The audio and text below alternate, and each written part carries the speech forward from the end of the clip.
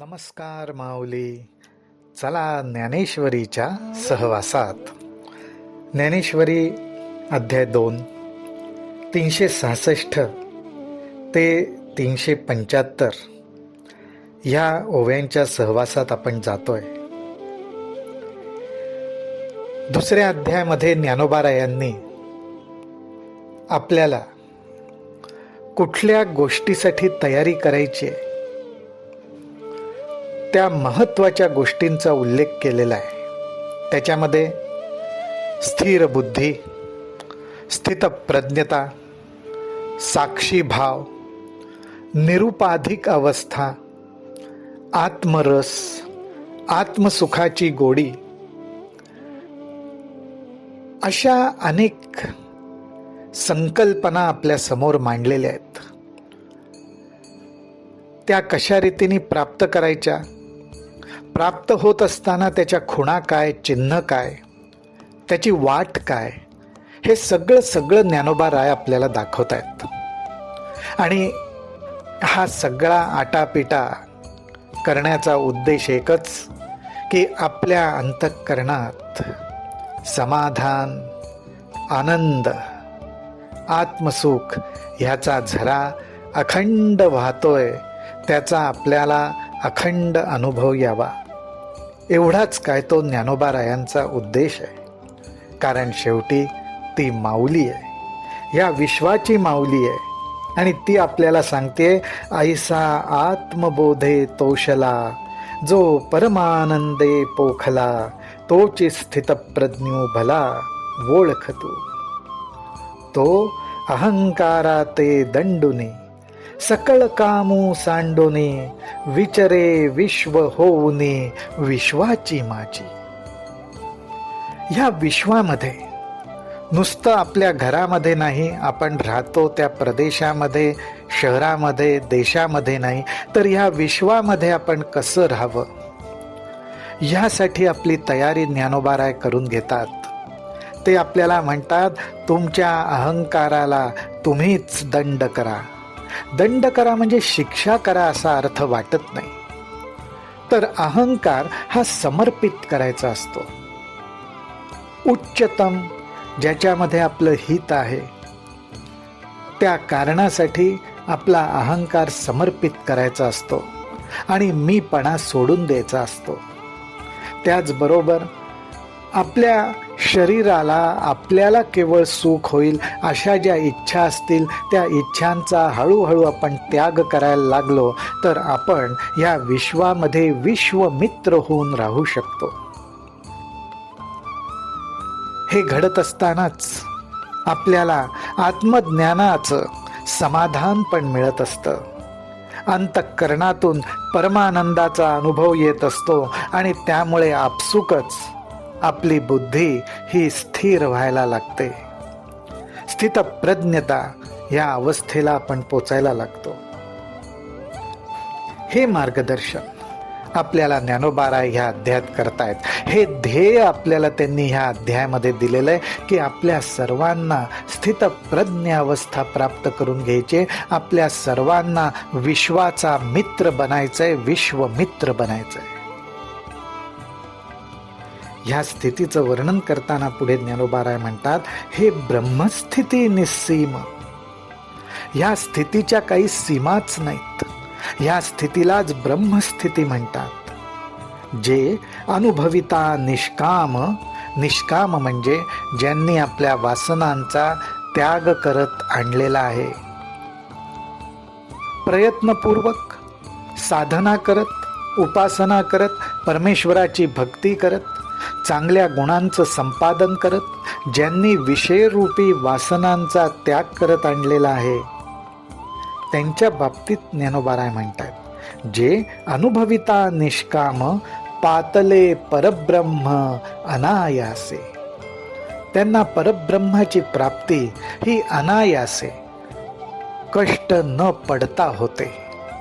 अर्थात कष्ट ज्या गोष्टीसाठी घ्यावे लागतात ते कष्ट आपण स्वतःवरच घेतो. इथे बाह्य कष्टांचा भाग नाही आहे, तर आंतरिक कष्ट. ते कष्ट कुठले, तर मनातून विषय वासनारूपी इच्छांचा त्याग करणं. आणि आपल्या बुद्धीच्या साह्याने आपल्या अहंकाराला, मीपणाला समर्पित करत राहणं, हे कष्ट मात्र साधकालाच घ्यावे लागतात.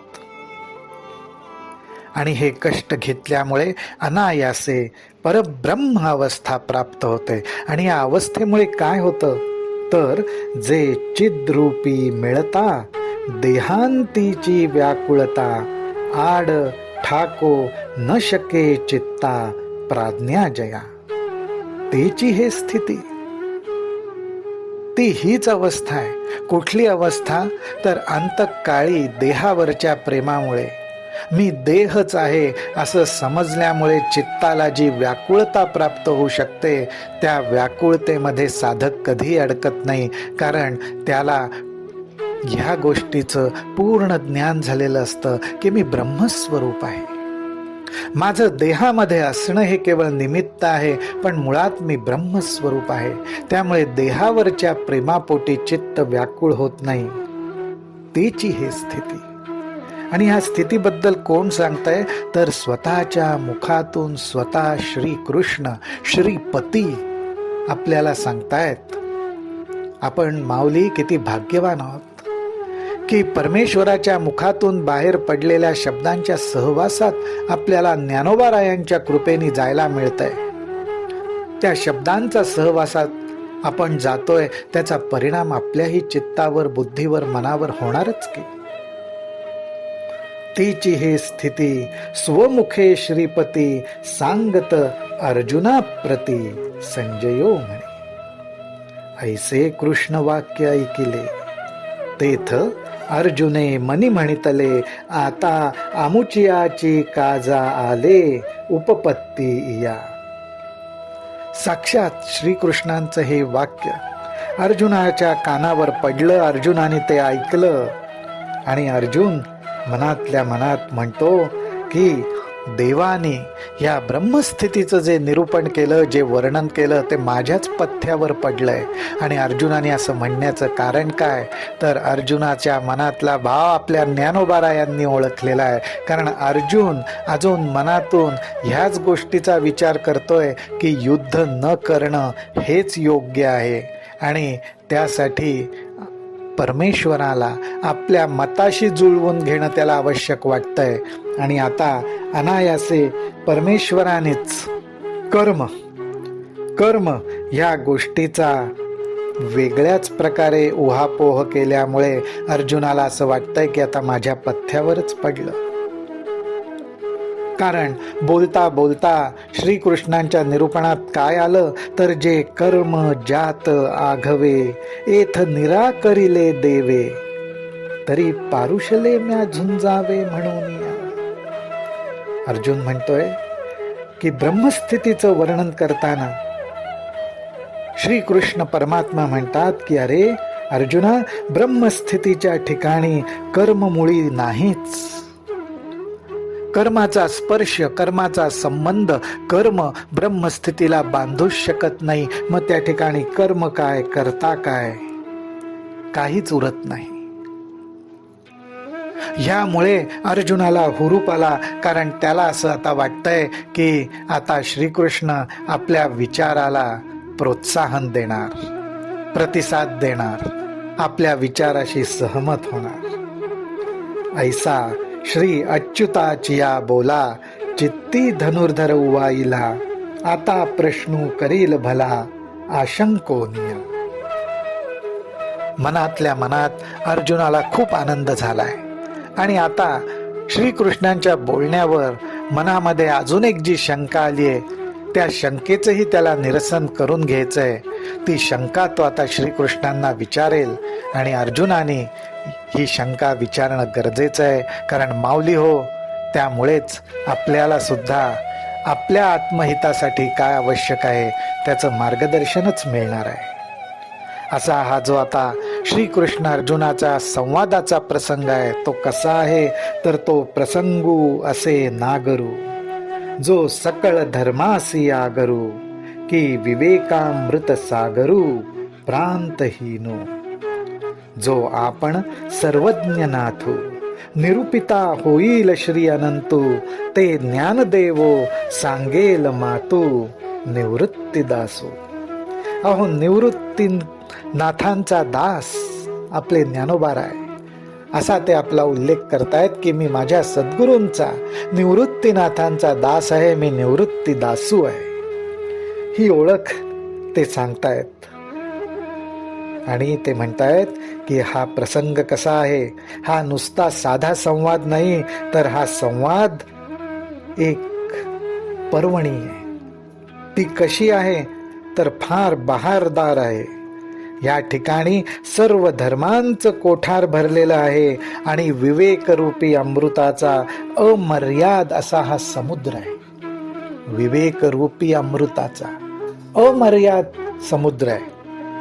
याचाच अर्थ असा, या समुद्रामध्ये असलेली प्रत्येक लाट ही योग्य अयोग्य गोष्टींविषयीचं मार्गदर्शनच घेऊन येणार. त्यामुळे जेव्हा केव्हा आपल्याला काही विशेष मार्गदर्शन आवश्यक असेल, त्यावेळी आपण पण या सागरात जरूर डुबी मारावी. ज्ञानोबा राय आपल्या सर्वांवर कृपा करणार हे नक्कीच. माऊली हो, अशा रीतीने आपण ज्ञानेश्वरीच्या दुसऱ्या अध्यायाचा मागोवा घेतलेला आहे. आपल्या सर्वांबरोबर मनोगत मांडलेला आहे. ही सेवा करायची संधी मिळालेली आहे, त्याबद्दल ज्ञानोबा रायांचे आणि आपल्या सर्वांचे मनपूर्वक आभार. इति श्री ज्ञानदेव विरचितायां भावार्थ दीपिकायां द्वितीयोऽध्यायः. रामकृष्ण हरी, रामकृष्ण हरी, रामकृष्ण हरी.